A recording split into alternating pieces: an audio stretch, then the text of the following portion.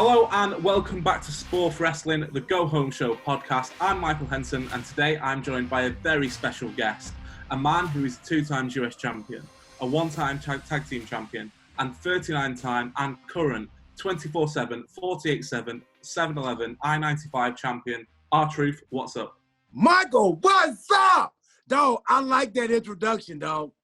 I might have to bring you along with me to give me that formal introduction when I have a match. But I don't need no matches right now, man. When I have a match, people are trying to take my baby from me. We ain't trying to hear that right now. No, we don't want that, but I'll have to take it. It took me a while to rehearse it, but I got it in the end. We'll start with the 24/7 title straight away. How have you found that run? Because obviously it's been a long time. How have you found the 24/7 title run? I love it. I love it, man. The 24/7 championship has put me in Forbes magazine.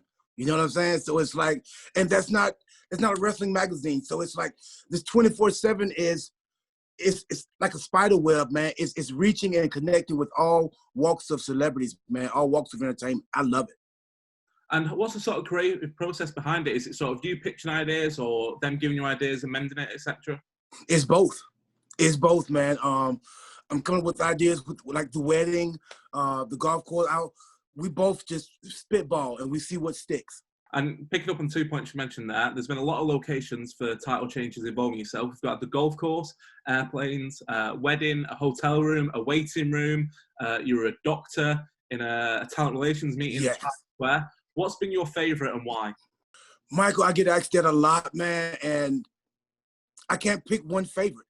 It's almost like eating Lay's potato chips. You can't just pick one. You're going to keep eating and eating. You know what I'm saying? I put myself and throw myself into this work, man, into like entertaining my fans, putting them on that roller coaster, that emotional roller coaster, man. So it's like, it's hard for me to pick one great moment because every one that I've done, I've enjoyed.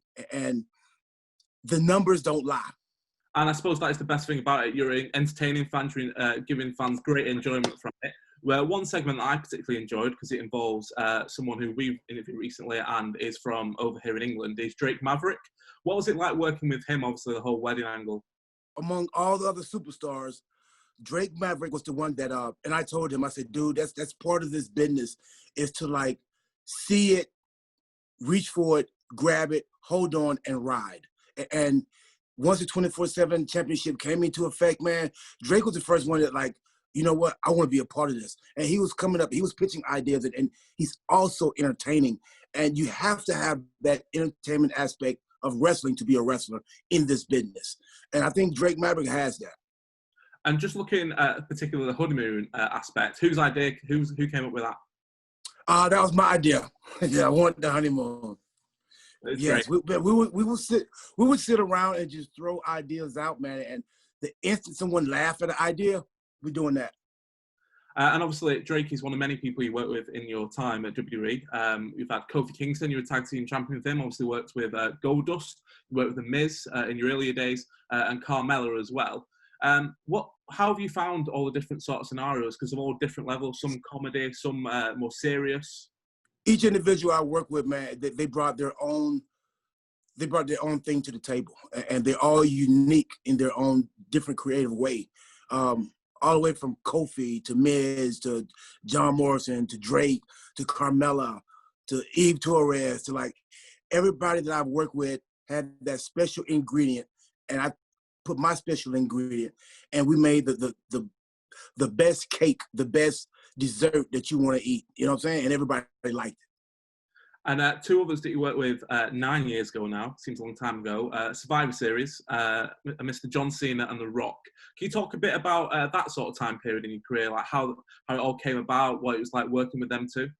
Oh, man, working with Cena and The Rock, I felt that I had reached the pinnacle of my career. I felt that I was there. I remember the moment we were in the ring, Madison Square Garden, and even before we got to the ring, me and Miz was walking to the ring, and we were just looking around.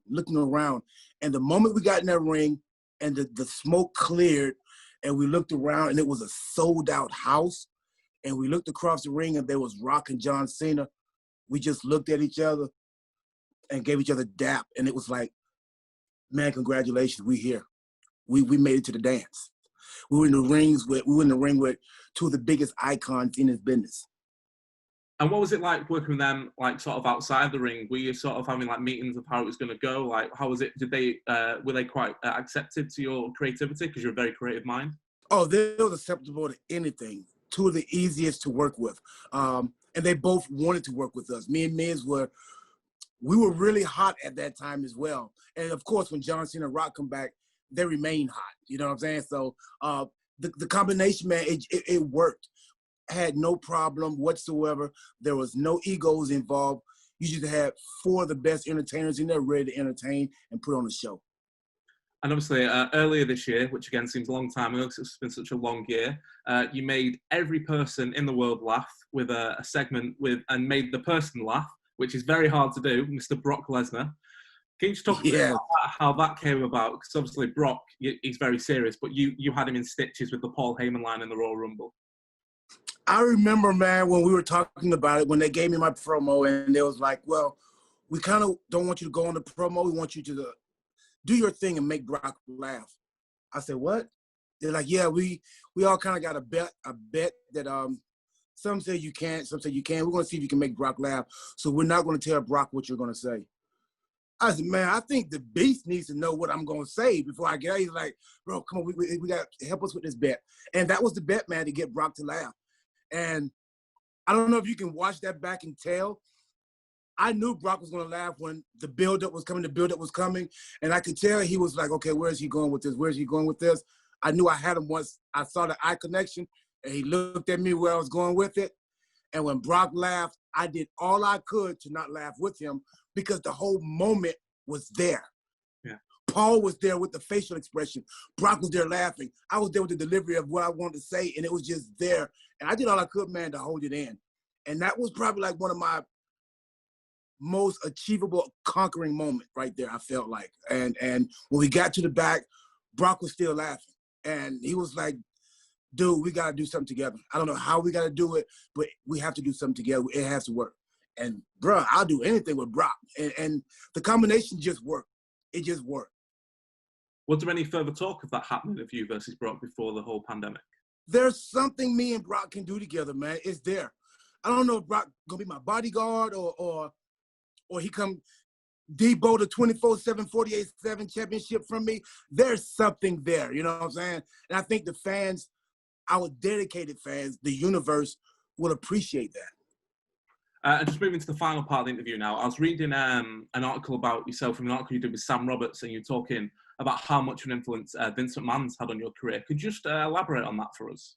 Vince McMahon has had a tremendous amount of influence on my career, not only as being an entertainer, but being a man, learning business, learning psychology about this business, about being in the ring, outside the ring, doing interviews.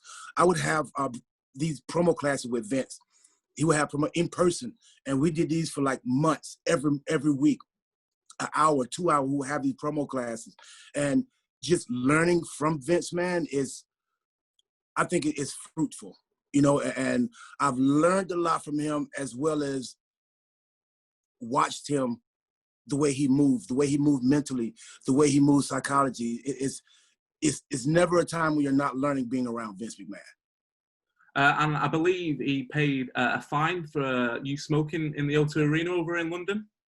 Yes, I think he paid a couple times. Yes. And then just final question. Yes. Moving to the final question now. Obviously, you've been around in WWE in your current run for 12 years, but obviously you've been in the wrestling business before that. What is the one thing that you tell yourself when you broke into the wrestling business that you've learned so far? What piece of advice would you give your younger self? Don't disappoint. And I say that it's real short, but it means so much, man. I feel that myself, my colleagues, as a professional wrestler, as a celebrity, as a public figure, man, don't disappoint when we're outside of the ring, as well as in the ring. You know what I'm saying? Small things, real quick, small things. I'm driving home yesterday, and in my neighborhood, there's one kid that knows RTruth lives in the neighborhood. But I'm driving home, and there's a guy that had a pickup truck with like 10, 12, 13 kids in the back of it. And the one kid said, there's RTruth. let's go to his house. So by the time I got home, there was like 15 kids, man, on their bicycles, their big wheels, their everything, scooters, and they were just in my driveway. And they just, kids, you know what I'm saying? They're innocent. They just walked all up, hey, you RTruth, hey, how was wrestling? And I can't disappoint them. I can't be a butthole. I can't be disrespectful. They idolize me. I'm bigger than life on TV to them, you know what I'm saying? So it's like, I don't think we should disappoint in the ring and outside the ring. I think we should always be what people see and believe in.